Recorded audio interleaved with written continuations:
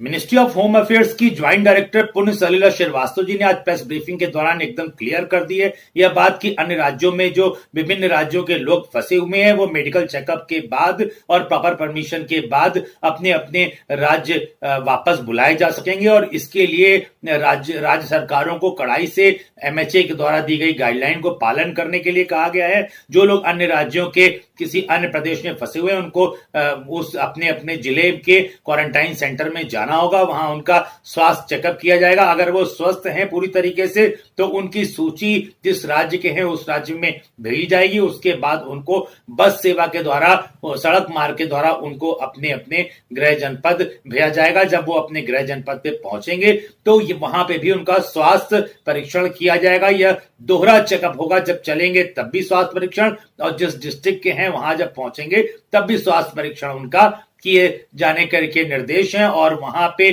स्वास्थ्य परीक्षण होने के पश्चात उन्हें 14 दिन होम क्वारंटाइन में रहना होगा।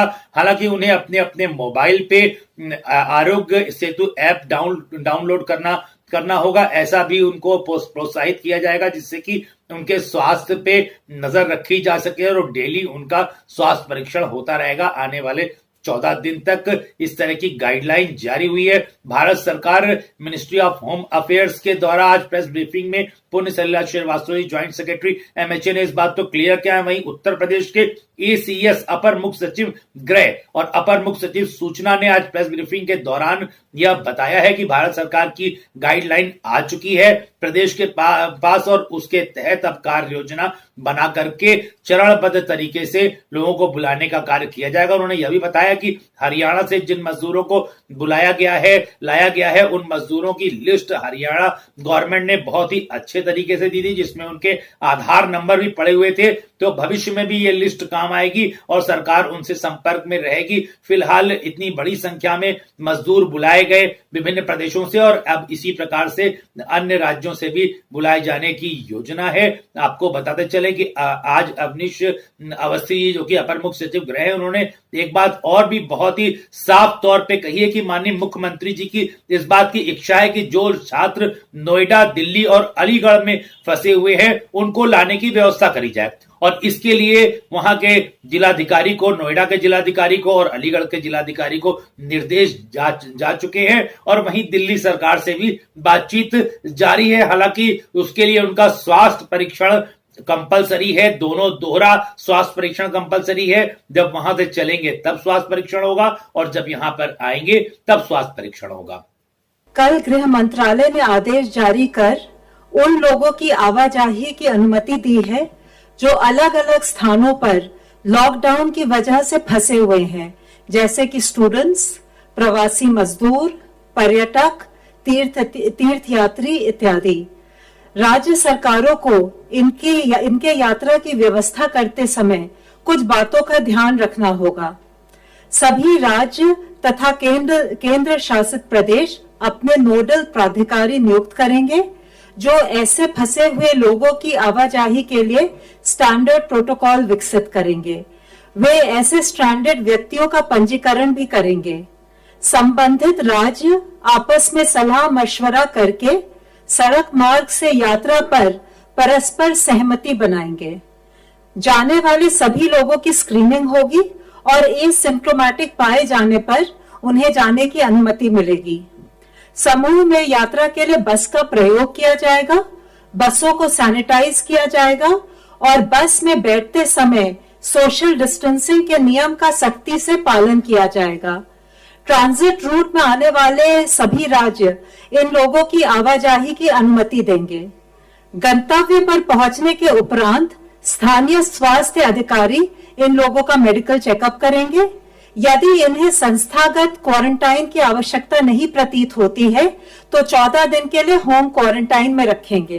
नियमित रूप से इनका हेल्थ चेकअप किया जाएगा और इनके स्वास्थ्य पर नजर रखी जाएगी। यात्रियों को आरोग्य सेतु ऐप का उपयोग करने के लिए प्रोत्साहित किया जाएगा। सभी राज्यों को इन सभी निर्देशों का सख्त अनुपालन करना होगा। सरकार की गाइडलाइंस आने के बाद आज माननीय मुख्यमंत्री जी ने उसमें डायरेक्शंस दिए हैं। सर्वप्रथम माननीय मुख्यमंत्री जी ने यह कहा है कि अन्य राज्यों में जो हमारे प्रवासी कामगार हैं, श्रमिक हैं, वो उन्होंने अपील की है कि पैदल यात्रा न करें। उन्होंने ये कहा है कि हर व्यक्ति को, हर प्रवासी श्रमिक को, हर कामगार को सुरक्षित प्रदेश सरकार लाने की व्यवस्था कर रही है। चरणबद्ध रूप से इस व्यवस्था को किया जा रहा है और इसी क्रम में प्रत्येक राज्य सरकार से उत्तर प्रदेश सरकार के हम सभी लोगों को आदेश मुख्यमंत्री जी ने दिया है कि हम लोग वार्ता करें।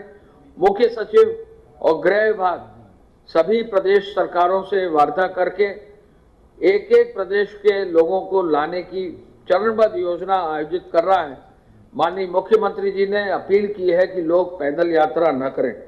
उन्होंने यह भी कहा है कि प्रदेश सरकार यदि संबंधित राज्यों से सूची प्राप्त कर लेगी अपने प्रवासी श्रमिकों की, जिसमें नाम, पता, टेलीफोन नंबर और उनके स्वास्थ्य परीक्षण की स्थिति अगर उपलब्ध हो जाएगी तो उनको सुरक्षित वापस लाने की कार्य योजना को आगे बढ़ा दिया जाएगा।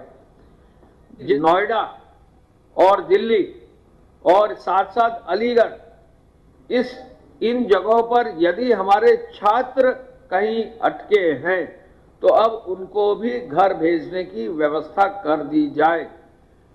नोएडा, दिल्ली और अलीगढ़, उनको जो है नोएडा के जिलाधिकारी को, नोएडा के पुलिस कमिश्नर को, अलीगढ़ के जिलाधिकारी को, अलीगढ़ के एसएसपी को, उनको सबको आदेशित किया जा रहा है कि वो अब उनको बच्चों को भेजने की व्यवस्था करें।